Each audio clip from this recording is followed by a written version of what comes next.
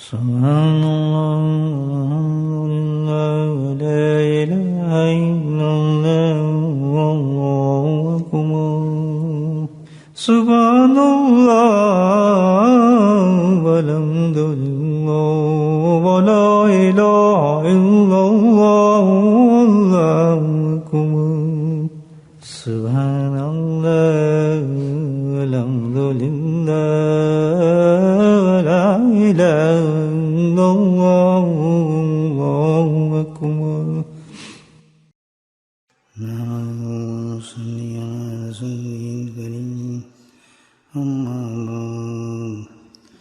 قال الله تعالى في القرآن المجيد فأعوذ بالله من الشيطان الرجيم بسم الله الرحمن الرحيم إن الله وملائكته يصلون على النبي يا أيها الذين آمنوا صلوا عليه وسلموا تسليما اللهم صل على سيدنا ومولانا محمد الجود والكرم اللهم صل على سيدنا ومولانا محمد وآله والقبر اللهم صل على سيدنا ومولانا محمد وآله وصحبه وبارك وسلم أما بعد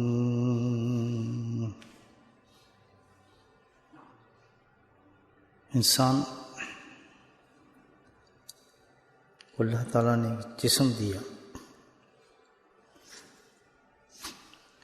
بڑا خوبصورت جسم بنایا،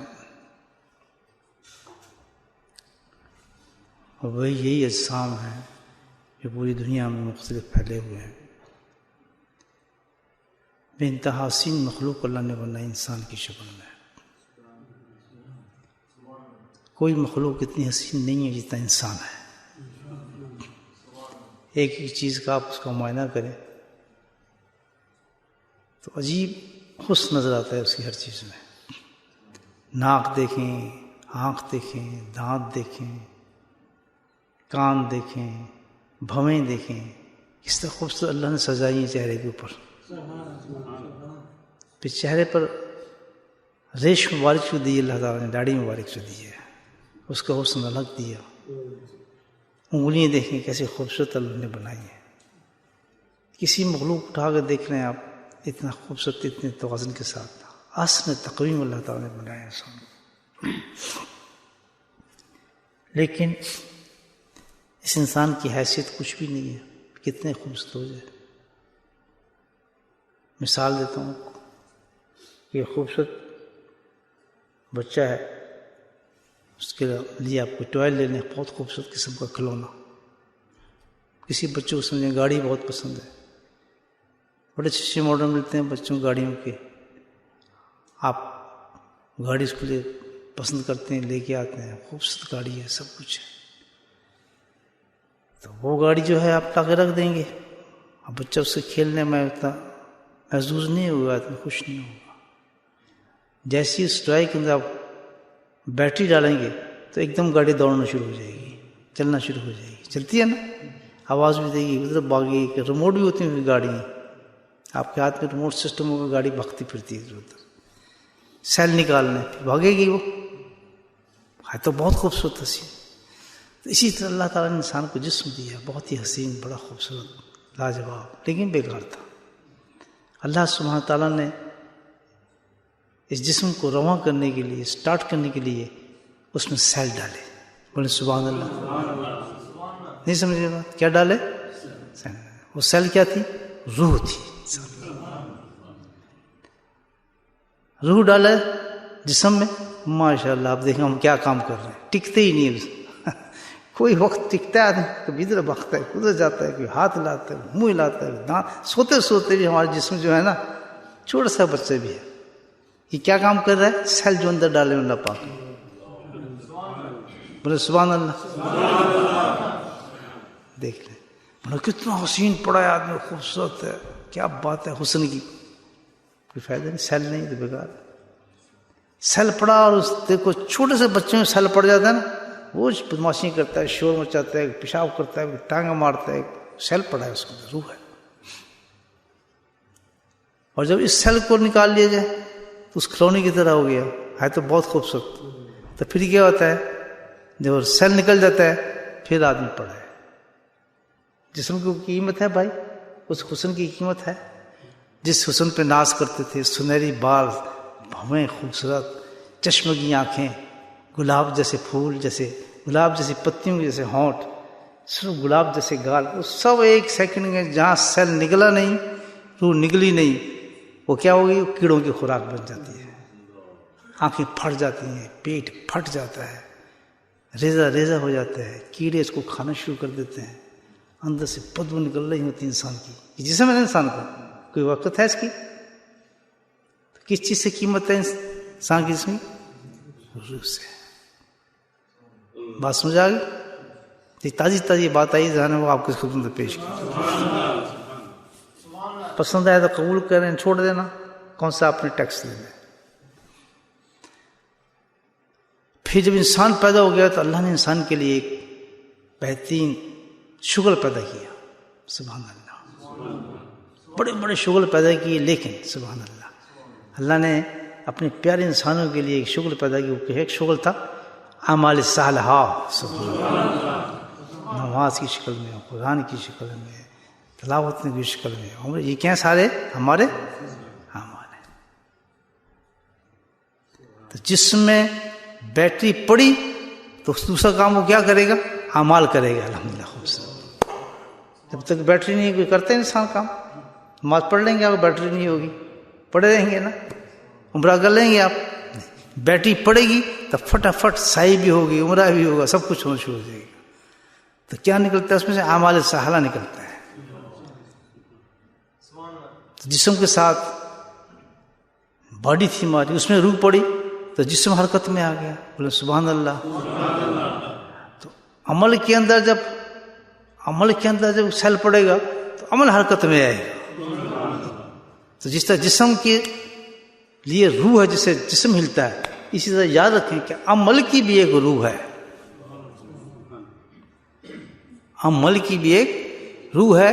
جب تک اس عمل کے اندر روح نہیں ہوگی، یاد رکھیں، جب تک اس عمل میں روح نہیں ہوگی، وہ روح نہیں ہوگی تو وہ عمل اللہ تک نہیں پہنچ سکتا، وہ نہیں پہنچ سکتا۔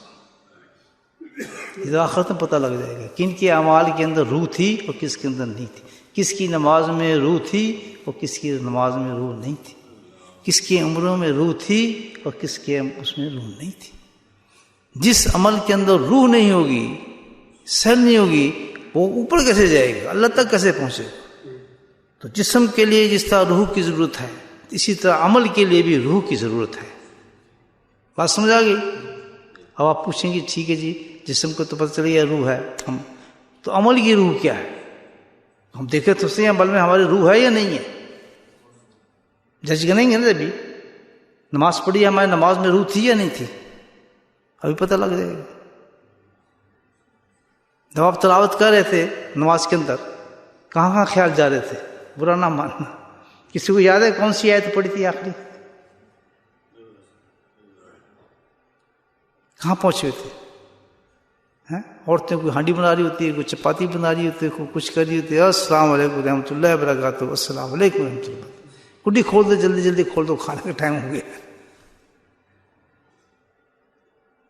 تو بھائی وہ عمل کے اندر جب روح نہیں ہوتی، پھر اس قسم کے عمل ہوتے ہیں کہ جو چھت تک بھی نہیں جاتے، آسمانوں پہ کیسے جائیں گے، اللہ تک کیسے جائیں گے؟ روح چاہیے اس کے لیے، نہیں چاہیے؟ پتہ نہیں کیا روح ہے اس کی، آج بتا دوں کہ پیدا کریں گے پھر انشاءاللہ۔ تو عمل کی روح ہے، عمل کی روح کیا ہے؟ سبحان اللہ، ایمان، بولے سبحان اللہ۔ عمل کی روح کیا ہے؟ میں سب کے لیے آیتیں پیش کر سکتا ہوں، لیکن کیونکہ میں مبلغ نہیں ہوں، گھنٹہ نہیں لگاؤں گا، مختصر سے بات سمجھ جائیں کہ یہ بات ساری قرآن و حدیث سے ہے۔ مبلغ تو نہیں ہوں نا، میں آپ کو سننا شروع کروں تلاوتیں، لیک کے آپ قرآن کی، بس سمجھے کہیں قرآن سنا رہا ہوں، بولے سبحان اللہ. اصل کام تو ہمارا ذکر کرنا ہے، یہ تو میں آپ کی بیٹریوں کو چارج کر رہا ہوں ماشاء اللہ، تاکہ صحیح طریقے سے آپ بولیں حسبنا اللہ و نعم الوکیل. ہاں اصل کام تو یہی کہلوانا ہے میں نے آپ سے. جیسے بچہ آدمی طوطا لے کے آتا ہے نا، طوطے کو جس کو کہتے ہیں پیرٹ کہتے ہیں نا، اور اس کو اپنے اس میں گجراتی میں کیا کہتے ہیں پپوٹ ہے، ہاں اس کو بند کرتا ہے تو پھر اس کو سکھاتا ہے اچھی سی باتیں بولتا ہے، وہ طوطا ہی بولتا ہے پھر اس کے ساتھ سے بولتا ہے نا.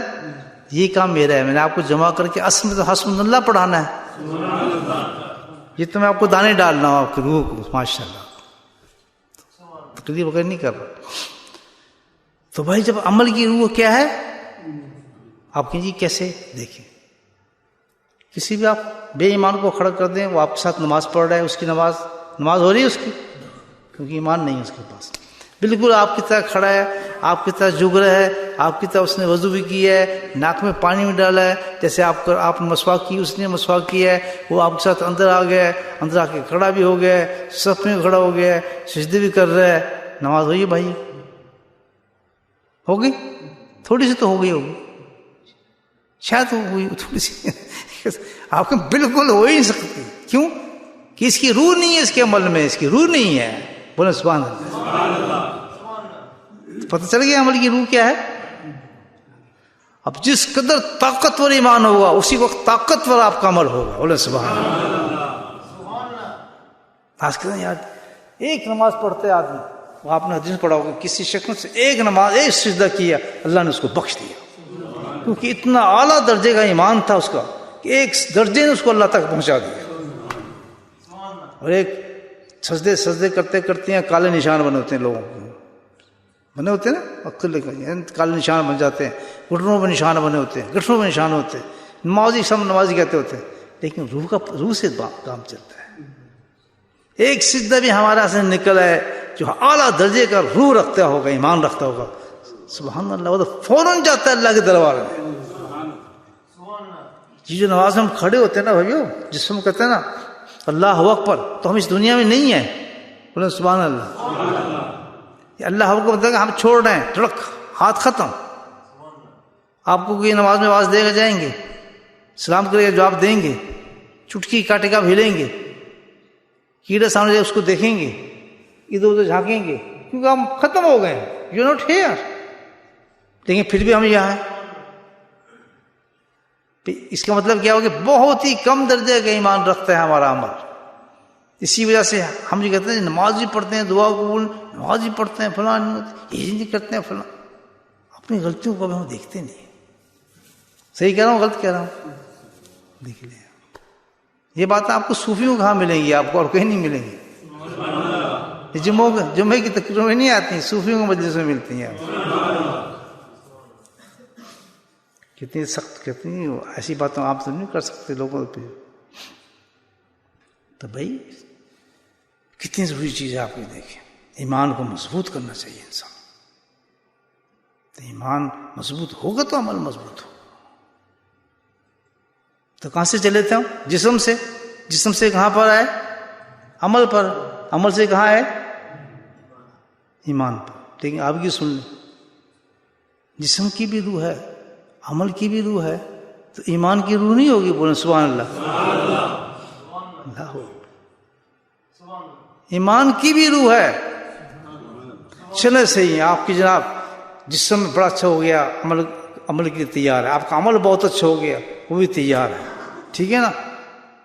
اب ایمان اصل چیز تو کیا ہے؟ ایمان.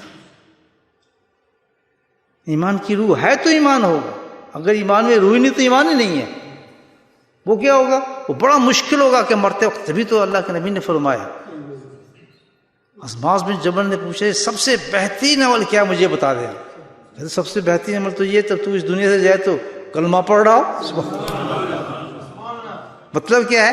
اشارہ کیا دیا کہ جب تو اس دنیا سے جائے تو تیرے اندر ایمان ہو.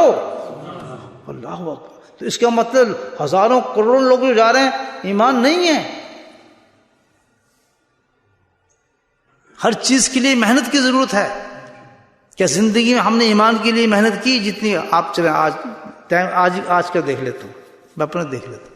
صبح سے اٹھے ہم شام تک کس کے لیے محنت کرتے رہے؟ اس پیٹ کے لیے، 2 روٹیوں کے لیے بڑی محنت کی ہے۔ ٹائم اٹھا کے دیکھ لیں آپ، کسی نے 8 گھنٹے کام کیا ہوگا، کسی نے 10 گھنٹے کام کیا ہوگا، کسی نے اتنا بزنس کیا ہوگا، کسی نے اتنی گاڑی چلائی ہوگی، اتنا فلاں کیا ہوگا، سارا کا سارا دھندا کس کے لیے ہے؟ تو پھر جس پہ آپ نے محنت کی ہے پھر وہی تیار ہوگا نا، وہ چیز تو تیار ہو نہیں سکتی جس کے لیے ہم نے محنت ہی نہیں کی۔ بولیں سبحان اللہ۔ یہ نوٹ کرتے جانا میری بات، کام کی چیزیں یہ یاد رکھیں، تقریر نہیں کر رہا۔ اب آ گیا ایمان، اصل چیز آ گئی اب ہمارے پاس ایمان۔ تو اب اوپر سے چلیں گے کہ جس کے اندر ایمان کی روح ہوگی تو پھر اس کا عمل بھی صحیح ہوگا، اور جس کا عمل صحیح ہوگا تو اس کا جسم بھی صحیح ہوگا، اور جس کا جسم صحیح ہوگا تو وہی اللہ کے دربار میں پیش ہوگا نا۔ تو سب سے زبردست چیز اب کیا ہو گئی ہمارے؟ ایمان۔ سب سے زیادہ کس پہ محنت کرنی ہے ہم نے؟ عملوں پہ محنت کرنے سے فائدہ نہیں ہوگا۔ صحیح رات تہجد پڑھ رہے ہیں، فلاں کر رہے ہیں، یہ کر رہے ہیں، تہجد جب بھی تو بات کرتے ہیں نا لوگ سنتے ہی نہیں۔ ہمیں کس پہ محنت کرنی چاہیے سب سے پہلے؟ ایمان پہ۔ ایمان کے اندر روح نہیں تو ایمان تو کام نہیں دے رہا ہمارا۔ ایمان نہیں ہے تو کچھ بھی نہیں ہے۔ تو کریں گے آج سے محنت ایمان پہ۔ پھر بتا دوں روح ایمان کی بھی ہے، جب روح پتہ چلے گی تو اس روح کو تلاش کریں گے نا۔ بولے سبحان اللہ۔ کتنی پیاری بات ہے۔ اب ہمیں چاہیے ایمان کی اعلیٰ درجہ چاہیے تاکہ ہم اپنی زندگی کو بنا سکیں، پہنچ سکیں، محنت کر سکیں۔ اللہ کے حضور میں ہماری نمازیں جائیں، روزے جائیں، حج جائیں، یہ ساری محنتیں جائیں۔ اصل محنت ہم نہیں کر رہے، ایمان کی طرف محنت ہم نہیں کر رہے۔ یہ سب سے بڑی ہماری بیوقوفی ہے۔ نیچے چیزیں کیے جا رہے ہیں لیکن اصل جو چیز جو لے کے جائے گا اوپر اللہ کے دربار میں ایمان ہوگا انسان کا، اس پہ ہم نے کوئی محنت نہیں کرتا۔ تو اب میں بتاتا ہوں ایمان کی روح، ایمان کی اصل یا ایمان کی حقیقت سمجھ لیں۔ ریئلٹی آف ایمان کیا ہے وہ ہمیں حاصل کرنا ہے۔ ایمان کی حقیقت کو حاصل کرنا ہے، اس کو زور جب تک ساری زندگی اس پہ لگنی چاہیے، ہماری ہر سانس اس کی لینی چاہیے کہ ہمارا ایمان ایک درجے سے بلند ہوتا چلا جائے۔ عملوں کو چھوڑ دیں آپ، الحمدللہ ایمان بلند ہوتا چلا گیا تو ہر عمل مقبول ہوتا چلا جائے گا۔ اتنا مقبول ہو جائے کہ آپ نے تشدد کے لیے انگلی بھی اٹھائی ہوگی نا، تبھی تو کہتے ہیں کہ بھئی جس کو عمل کرنے لگے تو اگر کسی بھی امام سے ثابت ہے آپ کر لیں، ایمان چاہیے اس کے لیے۔ چھوٹے سے چھوٹا بھی عمل، چھوٹی بھی نیکی کر لیں، کیوں کہ ایمان مضبوط ہے تو وہ نیکی پہاڑ بن کے چلی جائے گی آپ۔ ایمان بھی نہیں محنت کرتے جی، ہم تو کرتے ہیں۔ بتاؤ کوئی کرتا ہے محنت؟ کیا ہے محنت؟ ایمان کی محنت مجھے کوئی آج بتا دے، ابھی 100 پاؤنڈ دیتا ہوں۔ کتنے صوفی زیادہ بیٹھے سب 100 پاؤنڈ نقد، جیب میں تو نہیں ہے میرے، فی الحال تو ابھی تو نہیں دے سکتا لیکن دے دوں گا۔ ہے کوئی بتانے والا؟ یا پھر آپ پوچھیں سب مل کے 5 ہی دے دیں میرا کام بنے۔ دیکھیں اب کیا محنت ہم نے کی ہے۔ اگر آج بتا دی تو کوئی آدمی ایسا اٹھے نہ، اس یا جو جتنے بھی لوگ سن رہے ہیں، یہ بڑی حقیقی بات بتا رہا ہوں آپ کو، اللہ کی مذاق کی بات نہیں ہے، خلاقت میں پتہ لگ جائے گا۔ ہم تو بڑے فخر کرتے ہیں اپنی نمازوں پہ، سب سے بڑے فخر کوشش کرنی چاہیے ایمان پہ، فکر، محنت ہر وقت۔ ہمیں کہتے ہیں ہم تو بڑی ایمان پہ محنت کر رہے ہیں، کیا یہ تقریر سن رہے ہیں ایمان پہ محنت ہو رہی ہے؟ یہ کیسے ہو رہی ہے جی؟ ہم حج کر رہے ہیں ایمان پہ محنت ہو رہی ہے، فلاں کام کر رہے ہیں ایمان نہیں۔ ایمان پہ محنت صوفیہ حضرات کرتے ہیں۔ اللہ کی قسم جتنی جماعت یہاں بیٹھی ہے آپ کو پتہ نہیں، اللہ کی قسم جتنے آپ بیٹھے آپ یہاں نہ کچھ کرنے نہیں آئے، آپ کچھ کرنے نہیں آئے، اللہ نے آپ کو بتایا نہیں، لا شعور میں آپ کے اللہ نے یہ ڈال دیا، انکانشیسلی جس کام کے لیے آپ آئے، اللہ کی قسم آپ ایمان پہ محنت کرنے آئے ہوئے۔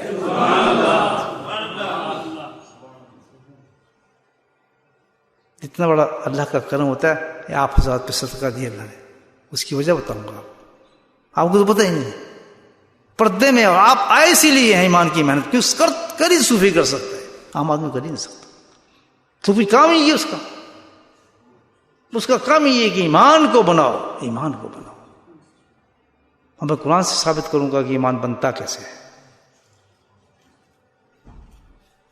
ایمان کی حقیقت، ایمان کو بنانے کا طریقہ پتہ ہے کیا ہے جو قرآن نے بتایا؟ والذین آمنوا اشد حب اللہ. کیا پڑھا ہے؟ کیا پڑھا ہے؟ کیا کہتا ہے قرآن؟ والذین آمنوا، سبحان اللہ. جو ایمان وال لوگ ہوتے ہیں، جن کے سینوں میں ایمان ہوتا ہے، جن کے ایمان مضبوط ہوتے ہیں، اس کی تو نشانی ہے کہ اشد حب اللہ، کہ اللہ کی محبت میں غرق ہوتے ہیں، عشق الہی میں ڈوبے ہوتے ہیں. بولے سبحان اللہ. یہ کون کہہ رہا ہے؟ پتہ ہے پھر. سبحان اللہ. حقیقت ایمان روح بتا دی کہ کیا ہے ایمان کی روح. اللہ تعالیٰ کہتے ہیں میری محبت ہے، میرا عشق ہے. جس کے سینے کے اندر، جس کا ایمان ایسا ہوگا جس میں میری اشد اور شدید میں دونوں فرق ہے، یاد رکھیں. ایک تو شدید، جس میں شدید محبت ہوگی، ٹھیک ہے نا، اس کو کہتے ہیں بہت بڑی محبت ہے. جس میں اشدد ہوگا، اس سے بلند ہوگا، اس کو کیا ہے عشق کہا جاتا ہے. اس کو تو اللہ نے اشد کہا ہے کہ جس کا کنارہ بھی کوئی نہ ہے، جو اس قسم کے جس کے سینے عشق ہوگا، وہ ایمان کی حقیقت ہے. وہ اپنے آپ کو کہہ سکتا ہے والذین آمنوا. کہتا ہے ایمان والا ہر آدمی نہ کہے اپنے آپ کو. ایمان والا وہی ہوگا جس کے سینے کے اندر میری عشق اعلیٰ درجے کا ہو. سمجھیں گے نہیں یہ بات، لیکن قبر میں سمجھ آ جائے گی یہ بات میں بتا رہا ہوں آپ. یہ قرآن کیا ہے نا، پتہ چلے گی بات بھیا. جسم کا تعلق کس سے ہے؟ جسم کی حقیقت کیا ہے؟ روح. عمل کی روح حقیقت کیا ہے؟ ہاں جی کیا ہے؟ ایمان. اور ایمان کی حقیقت کیا ہے؟ عشق الہی. آپ کیوں آئے ہیں؟ عشق الہی پیدا کرنے آئے یا نہیں آئے؟ اب سوال ایک اور آ جاتا ہے، کوشچن مارکس. ٹھیک ہے جی، سمجھ گئے، مسئلہ آ گیا سمجھ. اب ہم ایک ہی محنت کرنی ہے. یہ سمجھ آ گئی نا سر؟ کس پہ محنت کرنی ہے؟ ایمان پہ. ایمان پہ محنت کرنی ہے. ایمان صحیح ہوتا چلا جائے گا، ساری چیزیں صحیح ہوتی چلی جائیں گی. حقیقت ایمان کیسے حاصل کریں؟ ایمان کی بلندی کیسے حاصل کریں؟ یعنی عشق الہی کو کیسے حاصل کیا جائے؟ اب ایک مسئلہ ہے، عشق الہی کو کیسے حاصل کریں؟ کون سا ذرائع ہے؟ آپ سب نے اپنے اپنے ذرائع پکڑے. جی فلاں کر لو، فلاں عمل کر لو، فلاں ایسے کر لو، ایسے کر لو. یہ ہے نا سب دعا، یہ ہے کہ عشق الہی لینے جا رہے ہیں، عشق محبت لینے جا رہے ہیں. لیکن بات تو عشق تو وہیں سے ملے گا جو اللہ بتائے گا طریقہ. جو طریقہ کون بتائے گا؟ اللہ بتائے گا. مثال دوں پہلے آپ کو، دیکھیں عشق کہاں سے آتا ہے. سورج نکلتا ہے، اللہ نے سورج کے لیے بڑی حکمتیں رکھی ہیں. کبھی آپ پاکستان یا بنگلہ دیش یا ہندوستان میں رہے ہوں تو آپ کو پتہ لگے گا، سخت سردیاں آتی ہیں. جنوری دسمبر کا بہت شدید سردی کا موسم ہوتا ہے. یاد آ رہا ہے میں اپنے بچپن تو ہم کیا کرتے تھے کہ جیسے جناب بس پہلے تو انگیٹھیں جل رہی ہوتی تھیں، صبح سحر کے وقت چائے واپی بنتی تھی، پراٹھے شراٹے چلتے تھے. صبح صبح یاد ہوگا بچپن میں آپ نے، انگیٹھی چولہے کے ساتھ سب بیٹھ جاتے تھے. چولہے دوسرے قسم کے ہوتے تھے. تب انتظار کیا ہوتا تھا کہ جیسے جیسے مسٹر سورج نکلنا شروع ہوتے تھے تو پھر کیا تھے ہمارے کپڑے اترنا شروع ہو جاتے تھے. اور ہر آدمی کیا کرتا تھا، جیسے جیسے سورج تیز ہوا ہر آدمی باہر نکلنا شروع ہوتا اپنے کمروں سے. اور ہر آدمی کی کوشش یہ ہوتی ہے کہ سورج کے نزدیک تک چلا جائے، دھوپ میں جا کے بیٹھے. ارے سبھی چادر اتر جاتی ہیں، دھوپ سیکھو، دھوپ سیکھو، دھوپ سیکھو، دھوپ نکلائی ماشاء اللہ. اور ایسی بہترین دھوپ ہوتی ہے کہ پورے جسم کو گرم کرنا شروع کر دیتی ہے. مسئلہ سمجھ آیا کچھ؟ اچھا یہاں کا مسئلہ بتا دیتا ہوں آپ کو. سخت سردی پڑی ہوئی ہے آج کے، جیسے ہمارے یہاں ہو رہا ہے معاملہ. سردی سے باہر آئے صبح صبح اپنا نماز پڑھ کے، یا جیسے آپ پڑھ کے جائیں گے گھر میں، جاتی ہیٹ چلائیں گے، ہیٹ چلائیں گے تو کام نہیں بنے گا نا، تو دیر لگتی ہے نا ہیٹر میں. آپ کیا کریں گے، آپ گھر میں جو گیس ہیٹر ہوگا تو سیدھا ادھر بھاگیں گے، آپ اس کی طرف نہیں جائیں گے، سینٹری ہیٹنگ کی طرف نہیں بھاگیں گے. کہاں بھاگیں گے؟ ہیٹر کی طرف جائیں گے. کڑک سے کریں گے، آواز نہیں کریں، اور پھر اس کو گرم ہونا شروع ہو جائے گا. تو پھر ہم کیا کریں گے، اس کے نزدیک ہونا شروع ہو جائیں گے، ہاتھ سینکنا شروع کر دیں. سخت سردی سے آپ آئے نا کبھی، آپ یہ ہر آدمی ایسی کرتا ہے، اور دل کرے گا اس کا نزدیک ہوتا چلاؤں، خوب نزدیک ہو جائیں گے ہیٹر کے. اور دل کرے گا بھائی بس اس تو سخت سردیوں کے اس کے قریب جا کے بس کر جفی ڈالے آتے. کس لیے؟ کیا لینا چاہتے ہیں اس سے؟ آپ کیا لینا چاہتے ہیں؟ مجھے بولیں گرمی. تو یہ تصول ہے، اللہ نے بتایا کہ اگر میری عشق کی گرمی حاصل کرنا چاہتے ہو تو ایسے سینے کے سامنے بیٹھ جاؤ جو میری عشق سے جلا ہوا ہے. بولو سبحان اللہ. میں بیٹھتا تھا نا حضرت کے ساتھ، اس میں تو پتہ نہیں کتنے درجے کا ہیٹر لگا ہوا تھا نا، سبحان اللہ. حضرت سینے، یقین کریں ایسا دل کرتا تھا بعض دفعہ کہ حضرت کے سینے کے ساتھ سینہ ملا کے زور سے بھینچوں، کیونکہ جیسے سردی سے آدمی آتا ہے نا اڑ کے، دل کرتا ہے نا جلدی بس ہیٹر کے پاس جا کے نزدیک ہوتا چلا جاؤں، اس کو بس اپنے دل کے ساتھ لگا لوں تاکہ گرمی آئے، سردی نکلے میری. کہ سردی والے سے پوچھو سردی لگتی ہے تو اسی کسی عاشق سے پوچھو جو تپش لینا چاہتا ہے اللہ کے عشق کی، کہ وہ ایک اللہ کے عاشق سے کس طرح قریب ہونا چاہتا ہے.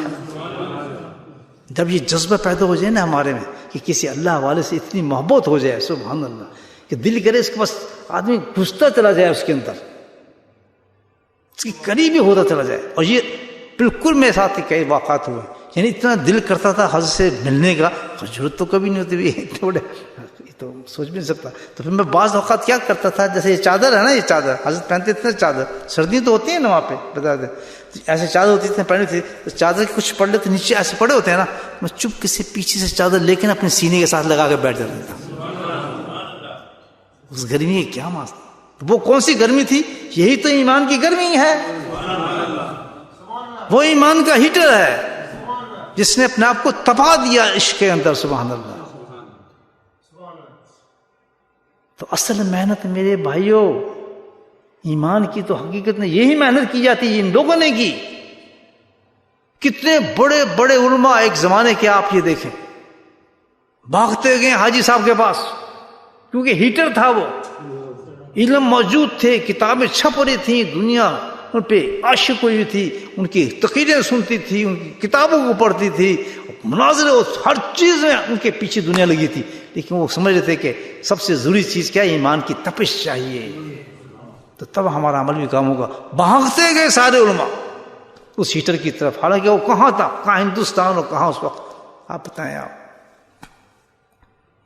بھاگتے گئے، جا کے چمٹ گئے حاجی صاحب کو سارے کہ اپنی تپش ہمیں دیں ایمان کی، تاکہ ہم سے حاصل کریں. عاشق ہو گئے سارے. حضرت تھانوی رحمۃ اللہ فرماتے ہیں کہ بعض وقت میں گھر سے نکلتا تھا اور دوسرے مرید کے پاس جاتا تھا، ان کے وہاں ملنے کی صف اس لیے جاتا تھا کہ میں وہاں جاؤں اور وہ وہاں بیٹھے ہوں تو ہم دونوں مل کے حاجی صاحب کی باتیں کریں تاکہ مجھے سکون ہو. یہ عشق، یہ تو عشق ہے. عشق نہ پوچھے ذات، جس کے اندر عشق کی آگ پیدا ہو جاتی ہے نا الحمدللہ، تو سمجھ جاؤ کہ ایمان بلندیوں پہ جانا شروع ہو جاتا ہے انسان. یہ ہے مرید کا اور شیخ کا رشتہ بھائیو. یہ عارضی رشتہ نہیں ہوتا، یہ سب رشتوں سے بڑھ جاتا ہے، کیونکہ اس میں ایمان چاہتا ہے. وہ ایمان کی پھر جب یہ ایمان آتا ہے، یہی تو فرق ہے کہ جب انسان سچا مرید بن جاتا ہے، اللہ کی قسم اس کی نماز کا اندازہ نہیں کر سکتے آپ. اثر یعنی عشق کس سے کر رہا ہے؟ اس انسان سے کر رہا ہے. اور اثر کہاں پہنچ رہا ہے؟ نمازوں میں پہنچ رہا ہے، تلاوتوں میں پہنچ رہا ہے. وہ اپنے بلندیوں پہ جا رہے ہیں، کیونکہ وہ تو ہم اڑنے شروع ہو گئے ہمارے سارے، اس کے بلند جو ہو گئے ایمان اس کا. سبحان اللہ. آپ یہ دیکھیں، تو اگر کوئی ایسا ہیٹر مل جائے سبحان اللہ تو کیا حالت ہے پھر تو. سبحان اللہ. اور جس کو یہ ہیٹر مل بھی جائیں، اس کے اندر شوق ہی پیدا ہو گیا، اپنے تپش پیدا کرو، بلکہ اور بہت سی تپشیں پیدا کرنے کی شکل میں آ جائے وہ، تو اس سے زیادہ کوئی بدقسمت انسان ہوگا؟ مجھے بتائیں کہ ہیٹر بھی ہے، ہیٹر کے نزدیک بھی ہے، لیکن تپش نہیں لے رہا اس کی. سبحان اللہ. یا پھر کبھی سوچیں کہ اگر ایسا ہیٹر مل گیا کہ ہمیں تمنا ہوتی ہے کہ ہم بھی وہ آگ پیدا ہوئی ہے ہمارے اندر, ہمارا دل کرے کہ ہم ہیٹر کے ساتھ چپک جائیں, اس کا مطلب ہے کہ ہمیں سردی لگی نہیں رہی. بھائی جس کو سردی نہیں لگے گی تو وہ کیوں جائے گا ہیٹر کے پاس؟ 2 آدمی داخل ہوئے ہیں, ایک نے بادام کھائے, اخروٹ کھائے, سب کو, اس کو سردی کب لگتی ہے. وہ ایک قمیض کے ساتھ بھی باہر آتا ہے, میں دیکھتا ہوں بہت لوگ ایک قمیض سے, میں سمجھتا ہوں بادام اخروٹ کھائے ہوئے ہیں کچھ زیادہ. دکان تو پھر پکڑ تو جاتے ہیں آخر میں, وہ تو عارضی ہے نا بادام اخروٹ, تو کپڑا پہننا چاہیے آدمی کو سردی میں, ہیرو نہیں بننا چاہیے. آخر بیمار ہوتا ہے, پھر نمازیں بھی جاتی ہیں, صحبت بھی جاتی ہے, ذکر بھی جاتے ہیں. پھر کیا ہے, جب سردی پڑ رہی ہے تو صحیح کپڑا پہنے. پیچھے آپ کو سردی نہ بھی لگ رہی ہے, آپ کو اخروٹ بادام کھائے ہوئے ہیں, تو لیکن اس کے باوجود بھی سردی سے بچنا چاہیے. یہ بزرگ فرماتے ہیں کیونکہ تمہاری نمازوں اثر ہوگا, بیمار پڑ جاؤ گے. احتیاط تو ضروری ہے, احتیاط کے باوجود بھی بیمار ہو جائے تو پھر اللہ تعالیٰ اس کے درجات بلند کرنا چاہتا ہے, لیکن احتیاط کرنی چاہیے. جب سردی دیے تو سردی کو محسوس کرو. اسی طرح کہ 2 آدمی داخل ہوئے تو اس کو تو تپش کی ضرورت ہی کوئی نہیں, وہ تو ایک قمیض پہن کے آیا ہوا ہے. لیکن کوئی کمزور بندہ ہے بیچارہ میری طرح, اس کو سردی لگ رہی ہے, تو وہ تو فوراً ہیٹر کے پاس بھاگے گا. اب وہ آرام سے صبح بیٹھ جائے گا, تو جا تجھے ضرورت ہے, مجھے تو کہتا ٹھیک ٹھاک بیٹھ رہا ہوں, میں نے بادام اخروٹ کھائے ہوئے, قمیض میں پھر رہا. تو ایسی ہے کہ جو صادق حقیقی ہے وہ تو مرتا ہے اپنے شیخ پہ. بولے سبحان اللہ. وہ تو مرتا ہے کہ کس طرح دیکھوں اپنے شیخ کو. سبحان اللہ, کیا وہ پنجابی کا شعر ہے کسی عاشق کا, لکھوں کروڑوں حجا ہو مرشد دا دیدار باہو, لکھاں کروڑوں جا حجا ہو, کہ اپنے شیخ کا ایک دیدار دیکھنا کروڑوں حجوں سے بہتر ہے. یہ عاشق ہی سمجھ سکتا ہے بات, اس پہ فتوی نہیں کر سکتے. کہتا ہے اپنے مرشد کیا دیدار کر لینا, پتہ نہیں کیا عشق ہوگا ان کو. یہ کوئی ڈرامہ نہیں کر رہے وہ لوگ, کیا سینہ تپ گیا ہوگا ان کا عشق کے ساتھ, اللہ کے عشق کے ساتھ. یہ اس آدمی میں جس کے اندر آگ ہے سینے میں, جس کے سینے میں آگ ہے, اس کے دیدار کے لیے وہ کہتا ہے کہ کروڑوں حج قربان کر سکتا ہوں, بس ایک دیدار مجھے اپنے مرشد کا اتنا عزیز ہے. لکھوں کروڑوں حج جاؤں. ہمیں تو کوئی خواہش پیدا ہی نہیں, شوق ہی نہیں پیدا. آئے 3-4 گالی نکال کے اور چلے جاتے, چلو جی یہ وہ کسی نہ کرو, فلاں نہ کرو, حضرت صاحب کو فلاں نہیں کرنا, سب کو یہ نہیں کرنا.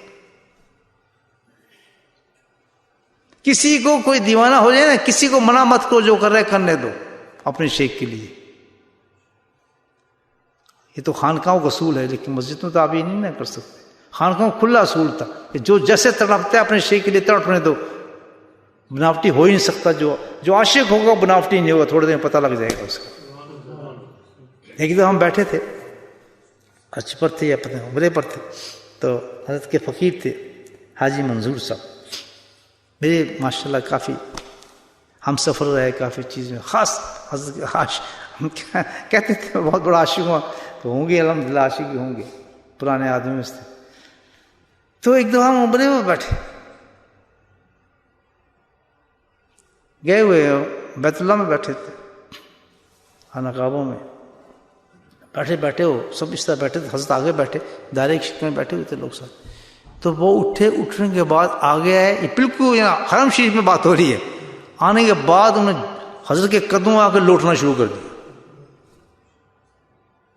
لوٹنا باقی. اب یہ کیسی عجیب بات ہے مجھے بتائیں, حرم شریف کے اندر ہر قسم کا آدمی بیٹھا ہوتا ہے, وہ ذی شعور آدمی کر سکتا ہے یہ کام جناب؟ یہ عشق تھی, آگ تھی کو برداشت نہیں کر سکے. حضرت نے کچھ نہیں, اس ہاتھ ایسے مارتے تھے, کچھ نہیں کہا. ہم سنے پتی ڈانٹ پڑے گی, اس کو نکال دیں گے, حضرت نے کچھ نہیں کہا. ہمیں سارا الزام تو شیخ پر جاتا ہے. اگر آپ مرید کو ایسی حرکت کرتا ہے, کسی کو پکڑتے ہیں, آپ یہاں کوئی بدتمیزی کریں گے تو کس کے پاس شکایت آئے گی؟ آپ کے پاس, میرے پاس آئے گی. آپ آئے تھے, آپ نے ذکر کرانے لگے تھے, آپ کا فلاں مرید تو یہ کر رہا تھا, ہمارے جا کے اس نے چھت خراب کی ہے, پانی کی ٹینٹ کھولا ہے, فلاں کی ہے. کس کو کہیں گے؟ شیخ کو کہتے. آپ کو تو کوئی بھی نہیں کہے. حضرت نے کیا کیا؟ سبحان اللہ, سب اپنے اوپر لے لیا جو کچھ تھا, چھوڑ دو اس کو. 15 منٹ سیٹ کر دیا ان کو, بالکل کمیز سیدھی کر کے, پھر ساتھ بیٹھ آرام سے بیٹھ کے نفل پڑھنا شروع کر دیا. تو یہ آگ جو ہے عشق کی میرے بھائیوں, یہ ایمان کی نشانی ہے, ایمان کو بلند کرتی ہے. اور یہی وجہ ہے کہ ہم ذکر تو ہر جگہ کر سکتے ہیں بیٹھ کے، کتابوں میں ذکر لکھے ہوئے ہیں، ہر چیز ذکر ہے، لیکن کیوں کہا گیا، قانون بنائے گی کہ جب تک کسی شیخ کے پاس آدمی نہ جائے، جب تک وہاں جا کے بیعت نہ ہو، جب تک نسبت نہ رکھے، آگ نہیں لگتی۔ اس آگ کو بھڑکانے کے لیے انسان جاتا ہے، یعنی ایمان کی حقیقت حاصل کرنے کے لیے کہ اللہ کی عشق کی آگ جلے گی اندر تو ایمان بلند ہونا شروع ہوگا انسان کا۔ والذین آمنوا اشد حب اللہ، اللہ پاک ہم سب میں یہ عاشق پیدا کر دے، اور یہ ہماری ایمان کی یہ ایمان کے جو ہے تیاری ہے۔ سمجھ آئیں گی بات؟ ایمان کی تیاری کیا ہے؟ کسی اللہ والے کے ساتھ صحبت رکھنا، اور صحبت کا میں نے بتا دیا کس قسم کی صحبت چاہیے ہمیں۔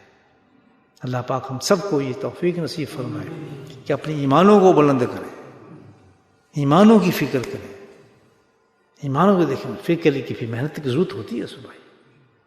اللہ سے دعائیں مانگیں، اللہ تعالیٰ ہمارے ایمان کو بلند کر، ہمیں کسی کی محبت ایسی دے دے جو تیرے قریب کر دے۔ اللہ سے حبک کا حب جو حبک، اللہ تعالیٰ ایسی محبت دے کسی سے کہ ایسے بندے کی آگ ہمارے سینے میں ڈال دے کہ جو وہ آگ ہمیں تیرے قریب کرتی چلی جائے۔ اللہ پاک ہم سب کو توفیق نصیب فرمائے۔ بسم اللہ الرحمن الرحیم، الحمدللہ رب العالمین، الصلاۃ والسلام علی سید المرسلین، شفیع المذنبین، طہ یاسین، الحبیب الامین، اللہم صلی علی سیدنا مولانا محمد نبی الامی وازواجہ امہات المؤمنین وذریتہ وآل بیتہ کما صلیت علی ابراہیم انک حمید مجید وسلم تسلیما دائما ابدا کثیرا کثیرا کثیرا۔ اللہم اغفر لنا ذنوبنا وظلمنا وهزلنا وجدنا وخطأنا ومدنا كل ذلك عندنا لا إله إلا أنت سبحانك إني كنت من الظالمين يا حي يا قيوم برحمتك نستغيث يا حي يا قيوم برحمتك نستغيث يا حي يا قيوم برحمتك نستغيث۔ اے میرے مولا اپنے فضل و کرم سے ہمارے گناہوں کو معاف فرما، یا اللہ ہمارے لرزشوں کو معاف فرما، یا اللہ ہمارے اندھیروں میں اجالوں میں جو گناہ کیے معاف فرما، بچپن میں جوانی میں جو گناہ کیے معاف فرما، دانشتہ غیر دانشتہ جو گناہ کیے معاف فرما، یا اللہ تو ہمیں معاف فرما، یا اللہ تو ہمارے معاف فرما، یا اللہ تو ہم سب کو بخش دے، یا اللہ تمہاری مجلس کو قبول فرما لے۔ اے میرے مولا ذکر کے اندر جو بھی دعائیں مانگی میرے مولا قبول فرما لے، یا اللہ جو مراقبے میں دعائیں مانگی میرے مولا وہ دعا قبول فرما لے۔ اے میرے مولا تو اپنے فضل و کرم سے جو بھی ہمارے سلسلے میں بیمار ہیں میرے مولا ان کو شفا عطا فرما، ہمارے ساتھی میں سے جو بیمار ہیں ان کو شفا کاملہ عاجلہ نصیب فرما، جلد سے جلد ان کو ذکر کی مجلس میں شامل فرما۔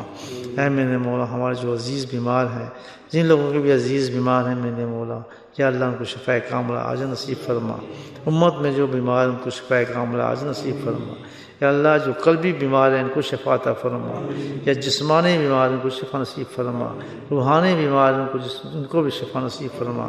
اے میرے مولا ہمارے ماں باپ کی بخشش فرما، یا اللہ ہمارے ماں باپ کی بخشش فرما، یا اللہ ہمارے مشائخ کرام کے درجات کو بلند در بنا فرما، یا اللہ تو اپنے فضل و کرم سے اپنے حبیب کے صدقے سے ہماری تمام دعاؤں کو قبول فرما۔ وصلی اللہ تعالی علی خیر خلقہ محمد و آلہ وصحبہ اجمعین برحمتہ۔